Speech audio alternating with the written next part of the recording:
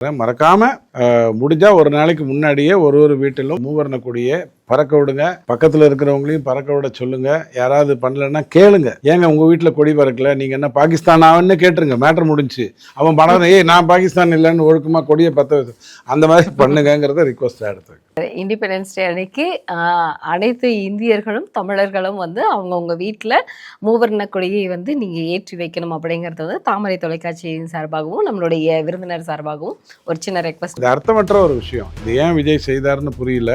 விஜய் கொஞ்சம் யோசிச்சு செய்யக்கூடியவர், இருந்தாலும் ஏன் அப்படி பண்ணாருன்னு தெரியல.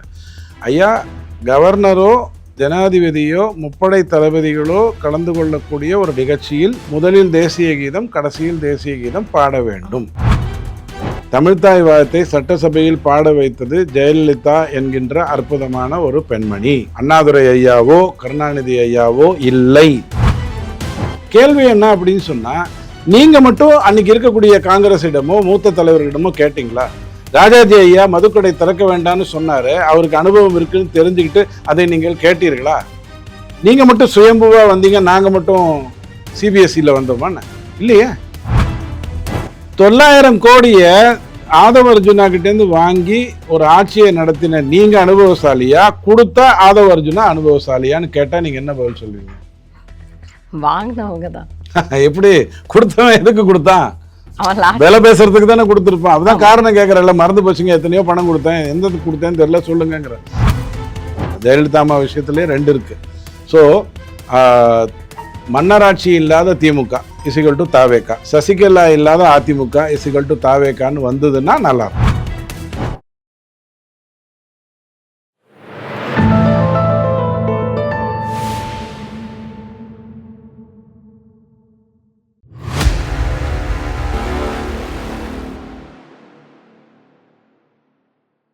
தாமரை டிவி நேயர்களுக்கு அன்பான வணக்கம். இன்று நமது நேர்காணலில் சிறப்பு விருந்தினர் துக்ளக் வாசகர், அரசியல் விமர்சகர் ரவி டிடிஎஸ் அவர்கள் நம்முடன் இருக்கிறார். சார் வணக்கம். சார் வணக்கம்.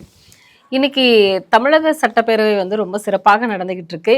இதுல அதிருப்தியான அமைச்சர்கள் தமிழக முதல்வரை சந்தித்திருக்கிறார்கள். அதிமுகவினுடைய முன்னாள் அமைச்சர்கள் பொதுச் செயலாளர் ஆனந்த் அவர்களை சந்திச்சிருக்காங்க. இதுல இன்னொரு விஷயம் என்ன அப்படின்னா, சசிகலாவை இந்த கட்சியில் அதிமுகவில் சேர்த்து கொள்ளணும் அப்படிங்கிற மாதிரியான ஒரு பேச்சுவார்த்தைகளும் அரசியல் புரசலாக போய்கிட்டு இருக்கு. செல்லா காசு ஆகிவிட்டார் எடப்பாடியார், இதுக்கு மேல பிரயோஜனம் இல்லை அப்படின்னு சொல்லிட்டு சிவி சண்முகம் அவர்களும் குற்றச்சாட்டு வைக்கிறார். என்ன நடந்துட்டு இருக்கு அதிமுகவில்? இப்போ எடப்பாடி செல்லா காசு ஆகிட்டார், சசிகலா சேர்த்த உடனே யூஎஸ் கரன்சி ஆகிடுவாரா? ஒரு நியாயம் வேணும் இல்லை? நீ கூவம் நான் கலந்துட்டா நீ காவேரி அப்படின்னு ஏதாவது சொல்ல முடியுமா? அடிப்படையில் ரொம்ப வருஷமாக இந்த கேள்வியை கேட்டிருக்கோம். சேருங்கன்றீங்களே, அது உச்சரிக்கும் போது ஜாகிரதையாக இருக்கணும். சின்ன ரூக்கும் பெரிய ரூக்கும் வித்தியாசம் வந்துடும். சேருங்கங்கிறீங்களே, என்ன பதவி கொடுக்கணும் அதை சொல்லுங்க. வீட்டுக்கு வர்றேன், எந்த ரூம் கொடுக்கணும்னு சொல்லணுமா வேண்டாமா? கண்டிப்பாக. ஹாலை கொடுத்துட்டா மொத்தமாக முடிஞ்சிச்சு, இல்லை ஏதோ பெட்ரூமை கொடுத்தா வேறு மாதிரி ஆயிடுச்சு. என்ன கொடுக்கணும்? அவங்கள சேர்த்துட்டு என்ன பதவி கொடுக்கணும் அதை தான் நம்ம கேட்குறேன். அதை சொல்ல மாட்டேங்கிறாங்க. முதல்ல இருந்தே கொடுங்க சேருங்கன்னா சேர்க்கணும்னு தான் எனக்கு தெரியுமே. சேர்த்து என்ன பண்ண போகிறாங்கிறது தானே எடப்பாடி திரும்ப கேள்வி கேட்குறாரு. ரைட், இப்போ அவங்கள சேர்த்து இவங்க என்ன பண்ண போகிறாங்க? இவங்களுக்கு இருக்கிற பதவி நீக்கப்பட்டிருக்கு, அதானே கதை. அப்போ அவர் என்ன சொல்கிறாரு? பதவிகள் எல்லாம் திருப்பி கொடுங்கங்கிறாரு. செல்லா காசு பதவி திருப்பி கொடுத்தா என்ன ஆகும்? செல்லா காசாக தானே மாறும். பதவி கொடுங்க அப்படின்னு சொல்லிட்டு சொல்கிறவர், நீங்கள் திமுகவோட ஒப்பந்தம் போட்டிங்கங்கிறார். அது ஒரே ஒரு நாள், அன்றைக்கி ராத்திரி உதயநிதிக்கு என்ன பண்ணுறதுன்னு தெரியல. விஜய் ஜெயிச்சிட்டார், அவரால் பொறுக்க முடியல. அப்போ இங்கே பாருங்கள், இங்கேயும் 2 அர்த்தம் வருது. அவரால் பொறுக்க முடியல. அப்போ ஆட்டோமேட்டிக்காக அவர் என்ன பண்ணுறாரு? அதிமுகவோட சேர்ந்தால் கணக்கு கரெக்டாக வருதான்னு பார்த்தாரு. தப்பாக கணக்கு கூட்டினாலும் ஏதோ ஒரு மாதிரி வந்துட்டு இருந்தது. அன்றைக்கி நைட்டே அது ரிஜெக்ட் ஆகிடுச்சு. எடப்பாடியிடம் தோன்றிய ஒரு விஷயம் இல்லை, அவங்கக்கிட்ட தோன்றிய ஒரு விஷயம், அவர்களாலேயே தோற்கடிக்கப்பட்ட ஒரு விஷயம். சம்மந்தமே இல்லாமல் பேசிட்டு வெளில வந்து உட்காந்துருந்தா ஒரு மாவட்டத்தில் ஜெயிக்கிறதுக்கு துப்பு இல்லையே. நீங்கள் மட்டும்தானே ஜெயிச்சிங்க, நீங்கள் மட்டும் எப்படி ஜெயிச்சிங்க? செந்தில் பாலாஜி எப்படிங்க கொங்கு மண்டலத்தில் ஜெயிச்சாரு? கொங்கு மண்டலம் யாரையும் மன்னிக்காதுங்க, தப்பு பண்ணுறவங்கள மன்னிக்காது. அதுக்காக அங்கே தேர்ந்தெடுக்கப்பட்டவங்கெல்லாம் மகாத்மான்னு நான் சொல்லலை. பட் தப்பு பண்ணவங்கள மதிக்காது. எப்படிங்க ஜெயிச்சார் உங்கள் அனுமதி இல்லாமல்? பிஜேபியில் ஒரு சில பேருடைய அனுமதி இல்லாமல் எப்படி அவர் ஜெயிச்சார்? இதெல்லாம் பேசி முடிச்சாச்சு. இன்னும் சும்மா உட்காந்து பேசிக்கிட்டு இருக்கீங்க. இடைத்தேர்தலில் பிரச்சனை என்ன தெரியுமா? இதெல்லாம் மறந்துடுங்க. நான் எப்போதுமே சொல்லுவேன், திமுக எங்கேயாவது லைட்டு போட்டு பாருன்னுச்சுன்னா இந்த பக்கம் திரும்பி இருட்டில் ஏதாவது பார்க்க முடிஞ்சா பாரு, ஏன்னா அங்கே தான் மறைச்சி வச்சுருக்கோம்னு சொல்லுவேன். இவங்க பிரச்சனை என்னென்னா இப்போ இடைத்தேர்தல் நடத்தி ஆகணும். ஏதோ ஒரு கட்டத்தில் நடத்தணுமா வேண்டாமா? கண்டிப்பாக. இப்போ தேர்தல் ஆணையத்தில் நிற்கிது. நாளைக்கு தேர்தல் ஆணையம் வந்து இல்லை தேர்தல் நடத்த போகிறேன்னு சொல்லிட்டா நடத்தி தான் ஆகணும். நடத்தினா என்ன ஆகும்? நாத்தாக்கா, திமுக, அதிமுக 3 சேர்ந்து வேலை செய்யும். இடைத்தேர்தலில் 6 தொகுதி தாவேக்கா தோத்துச்சுன்னா அதிமுக ஜெயிச்ச தொகுதியை மீண்டும் அவர்கள் வென்று விட்டார்கள்னு கதை விட முடியாது. நீ அங்கே எம்எல்ஏவை தூக்கியிருக்க. அங்கேருந்து யாரோ ஒரு 10 பேரையோ நகர செயலாளரையோ மன்ற செயலாளரையோ தூக்கல, எம்எல்ஏவே தேர்ந்தெடுக்கப்பட்ட எம்எல்ஏவை தூக்கியிருக்க. தோத்தினா அசிங்கம். இதை மறைப்பதற்காக இவங்களும் என்னென்னவோ பேசி பார்க்குறாங்க. ஒரு மண்ணும் நடக்க மாட்டேங்குது. சரி, திமுகவும் அதிமுகவும் நாத்தாக்காவும் ஒன்று சேரலாமா அப்படின்னு கேட்டால் வேற வழி இல்லையே. இப்போ நீ என்ன பண்ண? அங்கேருந்து கூட்டணியிலேருந்து ஆள் எடுத்த, இங்கேருந்து 25 பேரை கொண்டு வந்து அதில் 21 பேர் ஜம்ப் பண்ணி ஓடி போயிட்டாங்க. நீங்கள் என்ன பண்ணீங்களோ அதைத்தான் அவனும் பண்ணணும். நீங்கள் குதிரை பேரம் பண்ணால் அவன் மட்டும் பசுமாட்டு பேரமாக பண்ணுவான், அவனும் குதிரை பேரம் தான் பண்ணுவான். ஸோ இதெல்லாம் தேவையில்லாத ஒரு விஷயம், எக்ஸ்ட்ராவில் வைக்க வேண்டிய விஷயம். நாட்டில் இதை விட முட்டாள்தனமான விஷயங்கள் எத்தனையோ நடக்குது. மறக்கிறதுக்கு முன்னாடி ஒன்று சொல்லிடுறேன், மறக்காமல் முடிஞ்சால் ஒரு நாளைக்கு முன்னாடியே ஒரு வீட்டிலும் அந்த மூவர்ண கொடியை பறக்க விடுங்க. பக்கத்தில் இருக்கிறவங்களையும் பறக்க விட சொல்லுங்கள். யாராவது பண்ணலைன்னா கேளுங்க, ஏங்க உங்கள் வீட்டில் கொடி பறக்கல, நீங்கள் என்ன பாகிஸ்தான் ஆவன்னு கேட்டுருங்க. மேட்ரு முடிஞ்சு. அவன் பணம் நான் பாகிஸ்தான் இல்லைன்னு ஒழுக்கமாக கொடியை பற்ற வச்சு அந்த மாதிரி பண்ணுங்கிறத ரிக்வஸ்ட்டாக எடுத்துருக்கு. கண்டிப்பாக சார். இண்டிபெண்டன்ஸ் டே அன்னைக்கு அனைத்து இந்தியர்களும் தமிழர்களும் வந்து அவங்கவுங்க வீட்டில் மூவர்ண கொடியை வந்து நீங்கள் ஏற்றி வைக்கணும் அப்படிங்கிறது வந்து தாமரை தொலைக்காட்சியின் சார்பாகவும் நம்மளுடைய விருந்தினர் சார்பாகவும் ஒரு சின்ன ரெக்வஸ்ட் வச்சு. ஏன்னா தமிழ்தாய் வாழ்த்துல என்ன சொல்லியிருக்கு? பரத கண்டம் இதில் அப்படின்னு தான் சொல்லியிருக்கு, ஒன்றிய அரசுன்னு சொல்லலை. ஆமாம், பரத கண்டத்தில் தமிழ்நாடு ஒரு அற்புதமான ஒரு மாநிலம், இப்படி டேஷ் டேஷ் எல்லாம் சொல்லியிருக்கு. ஸோ அதனாலயாவது அதை ஏற்றணும். கண்டிப்பாக சார். இன்னைக்கு சட்டமன்றத்தில் பார்த்தீங்க அப்படின்னா தமிழ்தாய் வாழ்த்துக்கு வந்து ஒரு முக்கியமான ஒரு இடம் அப்படிங்கிறது எப்பவுமே வந்து அதற்கான முதலிடம் வந்து கண்டிப்பாக நாங்கள் கொடுப்போம் அப்படின்னு இப்போ இருக்கக்கூடிய தாவேகா அரசும் சொல்லியிருக்கு. இதில் வந்து நாங்கள் தானே தமிழ்தாய் வாழ்த்துன்னு வந்து நாங்கள் தானே பெருசாக வந்து ஒரு பிரச்சனையை உருவாக்கிட்டு இருப்போம், ஆனால் இவங்க எடுத்ததுமே சரின்னு சொல்லிட்டாங்களே அப்படின்னு சொல்லிட்டு சமூக நீதி அமைச்சர், அதாவது வன்னியரசு அவர்கள் வந்து இதுக்கு கைத்தட்ட கூடவா அவங்களுக்கெல்லாம் கை வலிக்குது அப்படின்னு சட்டசபையிலேயே கேட்டிருந்தாரு. ஆனால் இன்னைக்கு தாவேகாவை பார்த்தாவே திமுகக்கு அப்படி ஒரு எரிச்சல் இருக்கு. என்ன காரணம்? என்ன இதில் என்ன இருக்கு? நம்பியாருக்கும் இவருக்கும் வீரப்பாக்கும் ஒருத்தருக்கு ஒருத்தர் சண்டை வந்தா உங்களுக்கு என்ன பிரச்சனை? செஞ்சுட்டாங்கல்ல. இல்லைங்க, இது அர்த்தமற்ற ஒரு விஷயம். இது ஏன் விஜய் செய்தாருன்னு புரியல. விஜய் கொஞ்சம் யோசிச்சு செய்யக்கூடியவர், இருந்தாலும் ஏன் இப்படி பண்ணாருன்னு தெரியல. ஐயா, கவர்னரோ ஜனாதிபதியோ முப்படை தளபதிகளோ கலந்து கொள்ளக்கூடிய ஒரு நிகழ்ச்சியில் முதலில் தேசிய கீதம், கடைசியில் தேசிய கீதம் பாட வேண்டும். கண்டிப்பா. தமிழ்தாய் வாழ்த்தை எங்க பாடணும்னு சொன்னாங்களா? பாடணுமா பாடக்கூடாதான்னு சொன்னாங்களா? காலையிலேருந்து பாடிக்கிட்டே வரக்கூடாதுன்னு உங்களை தடுத்தாங்களா? இல்லை. அடுத்தது என்ன சொன்னாங்க? 150வது வருடம் நம்ம வந்தே மாதரத்தை கொண்டாடுறோம், அதனால தான் நமக்கு சுதந்திரம் கிடைச்சிது, அந்த வந்தே மாதரத்தை தேசிய கீதத்துக்கு முன்னாடி பாடணும். இதைத்தான் சொன்னாங்க. கல்யாணத்துக்கு வந்தால் ராமச்சந்திரனுக்கு முதல்ல சாப்பாடு போட்டுரு, அவர் சீக்கிரம் கிளம்பணும், அவ்வளோதான் சொன்னாங்க. முனுசாமியை சாவடி, அவனுக்கு சோத்த போடாதேன்னு சொன்னாங்களா? இல்லை. இல்லை. இப்போ எதுக்கு இந்த தீர்மானம்? நீங்கள் முதல்ல பாடுங்க தயவு செய்து. அத்தனை தேவாலயங்களிலும், அத்தனை மதராசாக்களிலும், அத்தனை கோவில்களிலும் தமிழ்தாய் வாழ்த்தை பாடினீங்கன்னா தான் பரத கண்டம்ங்கிற வார்த்தைக்கு அர்த்தம் புரியும். பரத கண்டம்ங்கிறது ஒரு அகண்ட பாரதம். அப்போ தான் ஆப்கானிஸ்தான்னா என்னன்னு தெரியும், பாகிஸ்தான்னா என்னன்னு தெரியும், பங்களாதேஷ்னா என்னன்னு தெரியும். தயவு செய்து பாட சொல்லுங்க. 2 வரியை கலைஞர் கருணாநிதி ஐயா நீக்கினார, அதை முடிஞ்சா ஞாபகப்படுத்துங்க. எதுக்கு ஞாபகப்படுத்துங்கன்னா, நீக்கினது எழுதினது சுந்தரனார் பிள்ளைன்னு சொல்ல மாட்டாங்க, மனோன்மணியம்வாங்க. மனோன்மணியம்ங்கிறது ஒரு ட்ராமா, சுந்தரனார் பிள்ளைங்கிறது தான் பேர், அதை சொல்ல மாட்டானுங்க. பரவாயில்ல, அவர்கிட்ட கேளுங்க. ஆரியம் போல் வழக்குறிந்து அப்படின்ற வரியை ஏன் நீக்கினாங்க அப்படின்னு சொன்னால், ஆரியம் வழக்கு ஒழிஞ்சிருச்சுன்னு சொன்னால் இவங்களுக்கு பிரச்சனை. இன்டர்வல்லையே ஹீரோ செத்து போயிட்டா மேட்ரு முடிஞ்சு போச்சு, படம் ஓடாது. அதனால ஆரியம் இருக்குது இல்லைங்க அவர் செத்து போயிட்டுன்னு சொன்னேன், இல்லை இருக்குது அப்படின்னு அவர் சொன்னதே எதிர்கருத்து வச்சு அந்த வரியை நீக்கினா ஏன் நீக்கினாங்கன்னு கேளுங்க. திராவிடம்ங்கிற வார்த்தைக்கு தக்காணம் அப்படிங்கிறது ஒரு பொருளாக எடுத்துக்கிட்டு தக்கணம்னு அதை ஸ்பெல்லிங் மிஸ்டேக்கில் மாற்றிட்டு தக்கணம்ங்கிறது தென்னகம்ங்கிற வரைக்கும் கொண்டு வந்தாங்களே, அதுக்கு ஏன்னு தயவு செய்து தமிழ்த்தாய் வாழ்த்தை கரெக்டாக பாடுங்கள், நிறைய பாடுங்க, ஃபுல்லாக பாடிட்டே இருங்க, அர்த்தத்தோட பாடுங்க.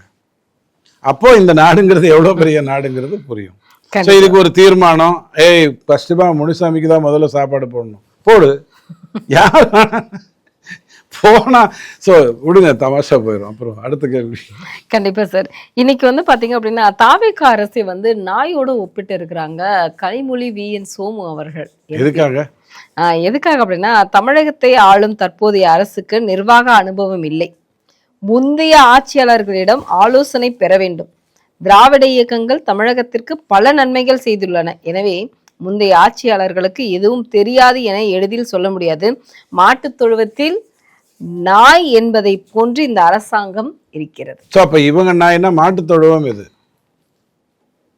நமக்கு அது முக்கியம் இல்லையா? மாட்டுத் தொழுவம்னு எதை சொல்றாங்க? இவங்களுக்கு கிறித்துவ பேக்ரவுண்ட் இருக்குன்னு நான் சொல்றேன், தொழுவம்ன்றது வர்றதுனால. மாட்டுத் தொழுவம்னு எதை சொல்றாங்க? சரி விட்டுருங்க, இதெல்லாம் விளையாட்டு. ஏன்னா அவங்க பெரிய கவிஞர் வேற, கனிமொழி. அண்ணாதுரை ஆட்சிக்கு வந்தாரு, காமராஜ் கிட்ட எத்தனை முறை போய் அவர் அட்வைஸ் கேட்டாரு? குறைஞ்சபட்சம் ஈவே ராமசாமி ஐயா கிட்ட கேட்டிருந்தா இன்னும் சுத்தமாக முடிஞ்சு போயிருந்திருக்கும். ஆனால் நல்ல வேலை கேட்கல. ஈவே ராமசாமி ஐயா கிட்ட போய் எத்தனை முறை கேட்டார்? அவர் வந்தார் இல்லையா, அரசுக்கு வந்தார் இல்லையா? அண்ணாதுரை ஐயா வரும்போது அவரும் வந்து நான் 65 வயசுல வந்தார். அவர் 65 வயசுல வந்து 56 வயசுல செத்து போயிட்டாரா? இல்லையே. அவர் வரும்போது எத்தனை பேர்? யார்கிட்ட போய் கேட்கணுங்க? நாடுங்கிறது அதிகாரிகள் நடத்துறது, நல்லா புரிஞ்சுக்கோங்க. நீங்க உட்கார்ந்தாலும் அதிகாரிகள் அதே ஃபைல்ஸை தான் கொண்டு வந்து கொடுப்பாங்க, நான் உட்கார்ந்தாலும் அதிகாரிகள் அதே ஃபைல்ஸை தான் கொடுப்பாங்க, உங்களுக்கு எடுத்து சொல்லுவாங்க. நீங்கள் தான் அதை பார்த்துட்டு இது கரெக்டு இது தப்புன்னு சொல்லும்போது கூட உங்ககிட்ட என்ன கேள்வி கேட்கப்படும்னு நான் நேர்மையாக சொல்கிறேன். நான் கொஞ்சம் பாமரனுக்கு புரியுற மாதிரி சொல்லிட்டு போய்ட்றேன். உங்களுக்கு இட்லி வேணுமா தோசை வேணுமான்னு கேட்க மாட்டாங்க, தேங்காய் சட்னியா கார சட்னியான்னு கேட்பாங்க. தேங்காய் சட்னி தான் மக்களுக்கு நல்லது, அவ்வளோதான் நீங்கள் சொல்லுவீங்க. திட்டம் அவங்க போடுறது, இட்லியா தோசையாங்கிறது அவங்க போடுறது, சட்னிக்கு மட்டும்தான் உங்ககிட்ட வருவாங்க. நீங்கள் என்ன சொல்லணும்? இது இந்த நாட்டுக்கு நல்லது, இது இந்த நாட்டுக்கு நல்லது இல்லை, இது அப்புறம் பார்த்துக்கலாம், இது இப்புறம் பார்த்துக்கலாம். இவ்வளவுதான் ஒரு அமைச்சரோ அல்லது முதலமைச்சரோ சொல்லணும். அமைச்சரோ முதலமைச்சரோ இந்த நாட்டை நடத்துவதில்லை. தயவு செஞ்சு கனிமொழிக்கு தெரியணும். அவங்க இது வரைக்கும் எம்எல்ஏ ஆகலைன்னு நினைக்கிறேன், அதனால அவங்களுக்கு இதெல்லாம் தெரியல. நாளைக்கு சீமான் வேற எம்எல்ஏ ஆகி வந்துட்டாருன்னா சிக்கலாயிடும். அப்படிலாம் அர்த்தம் இல்லாமல் பேசக்கூடாது. அவரும் இடைத்தேர்தலுக்காக அவர் பாவம் கைட்டு காத்துட்டு இருக்காரு, அவர் வந்துருவாரு. வந்துட்டாருன்னா பிரச்சனையே இல்லை, இடைத்தேர்தலில் ஜெயிச்சிருவாரு. இது பாருங்க, நாத்தாக்கா அதிமுக திமுக ஒன்று சேர்ந்து அந்த 8-9 தேர்தலை சந்திக்கணும்னு முடிவு பண்ணுது, இடைத்தேர்தலை. அதில் எந்த தப்பும் இல்லை. ஏன்னா நீங்கள் வந்து அதிமுகலேருந்து ஆள் எடுத்திருக்கீங்க, திமுகலேருந்து கூட்டணி கட்சிகளை எடுத்துக்கிட்டு தான் நீங்கள் ஆட்சியை நடத்தியிருக்கீங்க. ஆனால் காலில் மட்டும் போய் கரெக்டாக விழுந்துட்டு வந்துட்டீங்க, இவர் காலில் விழலை. இதான் அவங்க நீங்கள் பண்ண தப்பு. இது எல்லாமே அதிமுக தொகுதிகள். கண்டிப்பாக அவங்க எல்லாம் சேர்ந்து தான் சண்டை போடுவாங்க. அப்படி சேரும்போது சீமான் ஐயாவும் வரலாம், யார் வேணாலும் உள்ளே வரலாம். எதுவாக இருந்தாலும் ஒன்று புரிஞ்சுக்கோங்க, சபாநாயகர் மைக் ஆன் பண்ணால் தான் இது, இல்லைனா அவை குறிப்பில் வரும், இல்லைனா வீடியோவில் தான் வந்துட்டுருக்கும். அவர் கத்தினாருன்னா டேபிள் எல்லாம் டப்புன்னு டேபிள்காரருக்கு நல்ல வியாபாரம் இருக்கும். சட்டசபையில் சீமான் ஐயா உள்ளே வந்துட்டாருன்னா இதெல்லாம் ஒரு பக்கம் தூக்கி போட்டுருங்க, இதெல்லாம் ஒரு பக்கம் புறந்தள்ளிருங்க, நாளைக்கு நடக்கும்போது பார்த்துக்கலாம். கேள்வி என்ன அப்படின்னு சொன்னால், நீங்கள் மட்டும் அன்றைக்கி இருக்கக்கூடிய காங்கிரஸிடமோ மூத்த தலைவர்களிடமோ கேட்டிங்களா? ராஜாஜி ஐயா மதுக்கடை திறக்க வேண்டாம்னு சொன்னார், அவருக்கு அனுபவம் இருக்குன்னு தெரிஞ்சுக்கிட்டு அதை நீங்கள் கேட்டீர்களா? நீங்கள் மட்டும் சுயம்புவாக வந்தீங்க, நாங்கள் மட்டும் சிபிஎஸ்சியில் வந்தோமான்னு இல்லையே. அனுபவங்கிறது தானே வர்றது தானுங்க. இதில் என்னத்த பெரிய இவங்க கனிமொழி என்னத்த அனுபவம் சொல்லிட்டு போகிறாங்க? 8 வழி சாலை எதிர்கட்சியாக இருந்தால் வேண்டாம், ஆளுங்கட்சியாக இருந்தால் வேணும். அதிமுக ஒரு இடத்த தேர்ந்தெடுக்குது விமான நிலையத்துக்கு, திமுக அதெல்லாம் ஒத்துக்க முடியாது, இந்த இடத்துல தான் நம்ம ஆளுங்க வாங்க ஆரம்பிச்சிட்டாங்க, அதனால பறந்து ஒருங்குது. நீங்கள் வந்துட்டு என்ன சொல்கிறீங்க? நீங்கள் 2 பேர் வாங்கின இடத்துல நான் விமான நிலையம் கட்டணுமா? எங்கால் இந்த இடத்துல நிலம் வாங்க போகிறேன், நான் கட்ட போகிறேன்றீங்க. இதுக்கு அனுபவம் எதுக்கு? ஒரு அனுபவம் வேணா இல்லை. எப்படி வந்து 1,76,000 கோடி அடிக்கணும் சத்தியமாக விஜய்க்கு தெரியாது, இப்போ வரைக்கும் தெரியாது. நாளைக்கு ஆதவ அர்ஜுனா சொல்லி கொடுத்துக்கலாம். 900 கோடியை ஆதவ அர்ஜுனா கிட்டேருந்து வாங்கி ஒரு ஆட்சியை நடத்தின நீங்க அனுபவசாலியா, கொடுத்தா ஆதவ அர்ஜுனா அனுபவசாலியான்னு கேட்டா நீங்க என்ன பதில் சொல்வீங்க? வாங்கினவங்க தான். எப்படி கொடுத்தவன் எதுக்கு கொடுத்தான்? அவன் விலை பேசுறதுக்கு தானே கொடுத்துருப்பான். அப்பதான் காரணம் கேட்கறல, மறந்து போச்சுங்க, எத்தனையோ பணம் கொடுத்தேன், எந்ததுக்கு கொடுத்தேன்னு தெரியல சொல்லுங்கிற. ஸோ இதெல்லாம் தூக்கி போடுங்க. உங்க அனுபவம் மண்ணாங்கட்டி. ஏவாவேலு தான் ஆல்ரெடி சொல்லிட்டாரு, யோ நிறைய வழக்கு இருக்கப்பா, கொஞ்சம் பார்த்து போட்டு கொடுங்க. சின்ன பசங்க நல்லா பேசுறீங்க, அருமையா பேசுறீங்க, ஏய் வழக்கு இருக்குடா டேய் பாத்துக்கடா டேய், ஏய் சின்ன பசங்க சொல்லிட்டார, ஒப்புதல் வாக்குமூலம் கொடுத்துட்டார. அப்புறம் நீங்க என்ன மண்ணாங்கட்டி வந்து சொல்லி கொடுத்து விஜய்க்கு ஆட்சி நடத்த சொல்ல போறீங்க? மக்களுக்கு புரிய வேண்டியது, ஆட்சியை நடத்துவது அதிகாரிகள் மட்டும்தான். சோ ஐயா அழகா சொல்லுவாரு, கவர்னர் ஆட்சியில இவங்களுக்கெல்லாம் என்ன வேலை? கவர்னர் ஆட்சி நடக்கும்போது ஆட்சி நடக்குதா இல்லையா? யார் நடத்துறா? அதிகாரிகள் தானே, வேற யார் நடத்துறாங்க? ஸோ இவங்க எல்லாருமே அந்த சட்னியை டிசைட் பண்றதுக்கான ஆள் தானே ஒழிய வேற எதுக்காகவும் இல்லை. கண்டிப்பா சார். அந்த சட்னி வாங்கும்போது பாதி மிளகாவை கடத்திக்கிட்டு போற வேலையை பண்றதெல்லாம் இவங்க பண்றது. அது வேணா சொல்லு. இன்னைக்கு நடந்துட்டு இருக்கக்கூடிய சட்டப்பேரவை பார்த்தீங்கன்னா சட்டப்பேரவை மாதிரியே தெரியல. ஆனால் இவங்க கொடுத்துருக்கக்கூடிய பட்ஜெட் எல்லாமே வந்து பூஜ்ஜியம் பட்ஜெட் தான், மக்களுக்கு ஒன்றுமே இல்லை அப்படிங்கிற மாதிரியான ஒரு குற்றச்சாட்டுகள் தான். அதிமுக இல்லை, திமுக இல்லை, எல்லா கட்சிகளுமே அதே மாதிரியான குற்றச்சாட்டுகளை தான் வச்சிருக்கு. தோத்தவங்க ஜெயிச்சவங்களை பார்த்து அப்படி சொல்றாங்கன்னு சொல்லுங்க, அதுல ஏதாவது தப்பு இருக்கு? இல்லை சார், இப்போ கம்யூனிஸ்ட் கட்சியும் அதை தான் சொல்லுது, காங்கிரஸும் அதை தான் சொல்லுது. அதே மாதிரி வந்து பாத்தீங்கன்னா கம்யூனிஸ்ட் சொல்ல மாட்டாங்களே ஜீரோ பட்ஜெட்னு, வேளாண் பட்ஜெட்டுக்கு சொல்லியிருக்காங்களா? வீரபாண்டியன் அவர்கள் தான். இன்னும் 5 வருஷம் ஆனாலும் இவங்கனால ஒரு நல்ல பட்ஜெட்டை போட முடியாதுன்னு தெளிவா சொல்லியிருக்காரு. கடன் வாங்காம அரசு நடத்த முடியாதுன்னு சொன்னாருன்னு நினைக்கிறேன். அது பக்கம் ஒரு வாரம் விட்டுக்கோங்க. எனக்கு தெரிஞ்சு ரொம்ப வருடங்களுக்கு கழிச்சு சட்டசபை அமைதியா தெள்ள தெளிவா என்ன வேலை செய்யணுமோ அதை மட்டும் கரெக்டாக செஞ்சு நடந்துகிட்டு இருக்குங்கிறது தான் உண்மை. அந்த விதத்தில் விஜயை நம்ம பாராட்டலாம், அவருடைய இயல்பான ஒரு குணத்துக்காக. அது என்னன்னா, எதுக்கு பேசணுமோ அதுக்கு தான் வாயை திறப்பார், எதுக்கு பேசணுமோ அதுக்கு, எது பேசக்கூடாதோ அதுக்கு வாயை திறக்க மாட்டாருங்கிறதுனால, அவர் அமைதியாக வந்து உட்கார்ந்துருக்கிறதுனால இவங்க சட்டசபையை ஒழுங்காக நடக்குது. அதில் எந்த மாற்று கருத்தும் எனக்கு இல்லை. ரகுபதி பேசின 15 நிமிஷத்தை நீங்கள் 15 நிமிஷமோ 25 நிமிஷமோ இருக்கும். அவர் பேசினதை இப்போ பாருங்கள். ஒரு 2 வருஷத்துக்கு முன்னாடி இதே ரகுபதி பேசியிருக்கிறத பாருங்க. தோற்றம், கான்செப்ட் எல்லாமே வேற விதமா இருக்கும். தங்கம் தென்னரசு பின்னாடி உட்காந்துருக்காரு, அவங்க கரெக்டாக ஷிஃப்ட் போட்டு உட்கார வச்சிருக்காங்க. பார்த்தீங்கன்னா நீங்கள் லாஸ்ட் பெஞ்சு, நீங்கள் பெரிய ஆளுங்கிறதுனால முன்னாடிலாம் வந்துடாதீங்க. ஏதாவது ஒரு அசம்பாவிதம் நடத்தணும்னா நீங்கள் அந்தந்த இடத்துல கரெக்டாக கண்ட்ரோல் பண்ணணும். நீங்கள் இந்த 4 சுமாரான எம்எல்ஏக்கு பக்கத்தில் உட்காருங்க, நீங்கள் இந்த 4 சுமாரான எம்எல்ஏக்கு உட்காருங்கன்னு பின்னாடியிலேருந்து கரெக்டாக உட்கார வச்சு பயங்கரமாக ரெடி பண்ணாலும் கூட, ஆனால் எடப்பாடிக்கு அந்த பிரச்சனை இல்லை. யார் கூட இருக்காங்க, யார் போயிடுவாங்கன்னு தெரியாமல் பாவம் இருக்கியாப்பா சந்தோஷம் அப்படிங்கிற மாதிரி தான் அவர் உட்காந்துருக்காரு. அது வேற விஷயம். ஆனால் அதிமுக அப்படி இல்லை, தெள்ள தெளிவாக பிளாட் போட்டு உட்கார வச்சுருக்காங்க. ஆனால் சட்டசபை கரெக்டாக கொடுது. இன்னும் சொல்ல போனால் தலைமை செயலகத்துக்கு நீங்கள் போனீங்கன்னு சொன்னால் ஒழுங்காக வேலை நடக்குது. காலையில் ஏன்னா 10 மணிக்கு அண்ணன் உள்ளே வந்துடுறாரு, சாயங்காலம் 5 மணிக்கு அவர் வெளில போகிறாரு. அது வரைக்கும் ஒழுங்காக போகுது. 5 மணிக்கு மேலே தான் சிகரெட் பீடி அதிகமாக விற்கிது, காலைல 10 மணிக்கு முன்னாடி தான் சிகரெட் பீடி அதிகமாக விற்குதுங்கிற ஒப்பீடிலிருந்து நான் உங்களுக்கு சொல்கிறேன். உண்மையிலே சட்டசபை நேர்மையாக நடக்குது. ஆனால் அதில் பேசுகிற விஷயங்கள் அவசியமானதான்னு கேட்டிங்கன்னா, இந்த எம்பி கூட்டம் எதுக்கு வந்தது சத்தியமாக எனக்கு தெரியாது. 39 59 ஆக போகுது. ஏன் 543 815 ஆக போகுது. இதில் ஏதாவது தப்பு இருக்கா? எங்கள் சின்ன வயசில் 3ஆம் கிளாஸில் எங்கள் வாத்தியார் சொல்லி கொடுத்துருக்காரு, 12 மாங்காய் 4 பேர் எத்தனை வரும்? 3 வரும். 16 மாங்காய் 4 பேர் எத்தனை வரும்? 4 வரும். இதில் ஏதாவது இருக்கா? இதில் ஏதாவது குழப்பம் இருக்கா? இதுக்கு போய் என் மாநிலத்தின் உரிமையை நீ தடைக்கிட்டு, 3 மாங்காய்க்கு பதிலாக 4 மாங்காய் வருது, ஏன்னா என்கிட்ட 16 இருந்தது, இவ்வளோதானே மேட்ரு. இதுக்கு போய் கணக்கு போட்டுட்டு இருக்காங்க. அதுக்கு போய் ஒரு கூட்டணி, ஒரு மீட்டிங் நடத்துறாங்க. புரிய மாட்டேங்குது. தமிழ்தாய் வாழ்த்து எனக்கு சத்தியமா புரியல. தமிழ்தாய் வாழ்த்தை சட்டசபையில் பாட வைத்தது ஜெயலலிதா என்கின்ற அற்புதமான ஒரு பெண்மணி. அண்ணாதுரை ஐயாவோ கருணாநிதி ஐயாவோ இல்லை.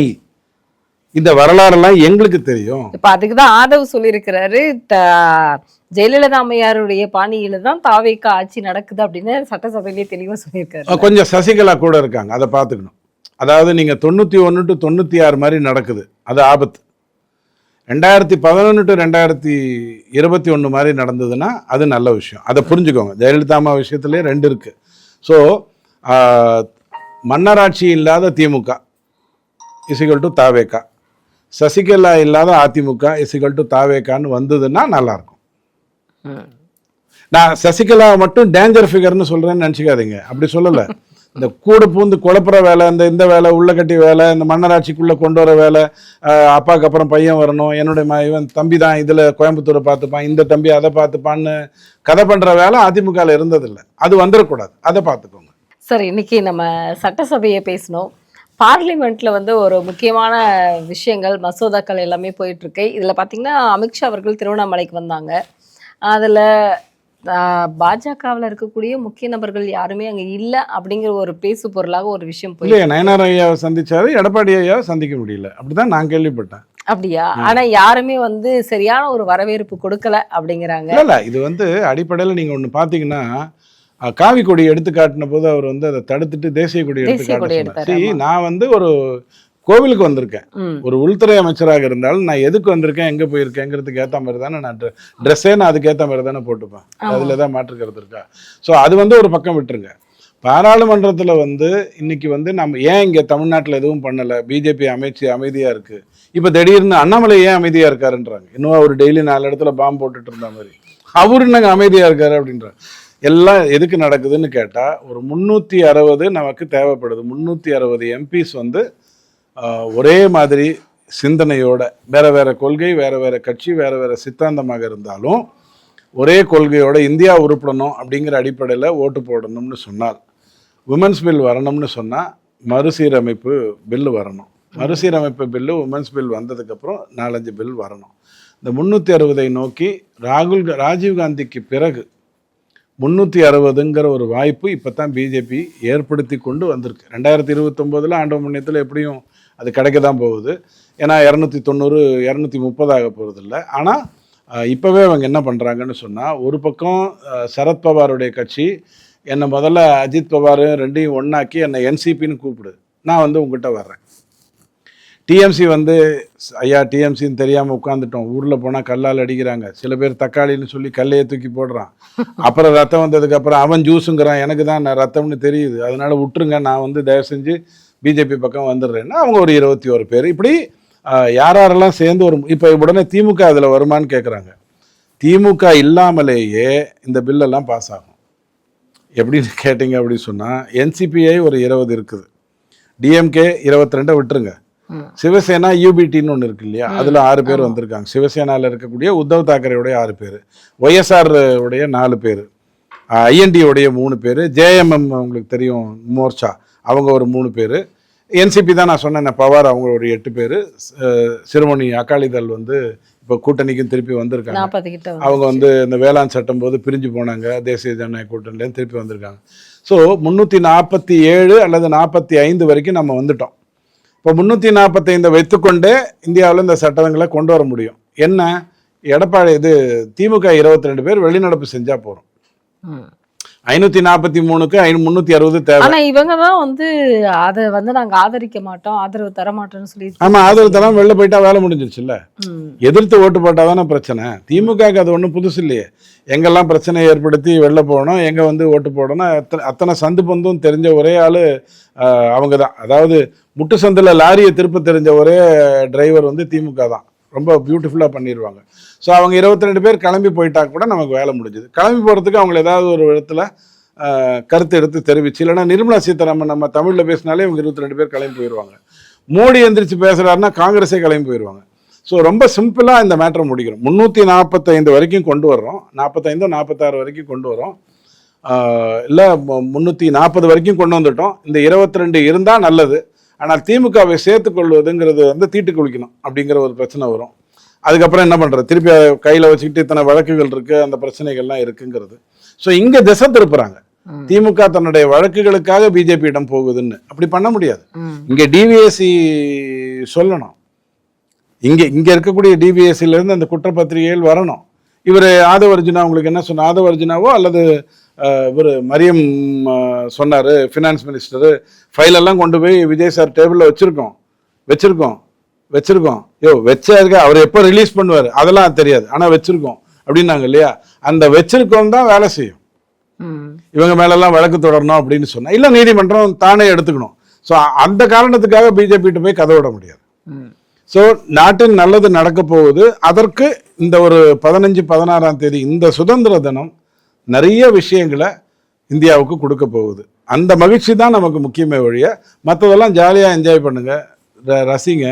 அதுவும் திருமாவளவன் ஐயா ஒரு கருத்து சொன்னால் நல்லா ரசிங்க, ஏன்னா நாளைக்கு மாற்றி சொல்லிடுவார். மாணிக் தாக்கூர் இந்தியாவை பற்றி அற்புதமான கருத்து, அவர் எட்டப்பனை பற்றி அவர் சொல்கிறாரு, அதெல்லாம் கேளுங்க, ஜாலியாக இருக்குது. இந்த நகைச்சுவை காட்சியெல்லாம் நல்லா இருக்குது. பட் பாராளுமன்றம் 2 முக்கியமான பில்லை நோக்கி போகுது. அது தேசியத்துக்கு நல்லது. சுதந்திர தினத்தை கொண்டாடுவோம். டைம் கிடச்சிச்சின்னா ஜிடி நாயுடு பற்றிய வந்திருக்கிற படத்தை பாருங்கள்.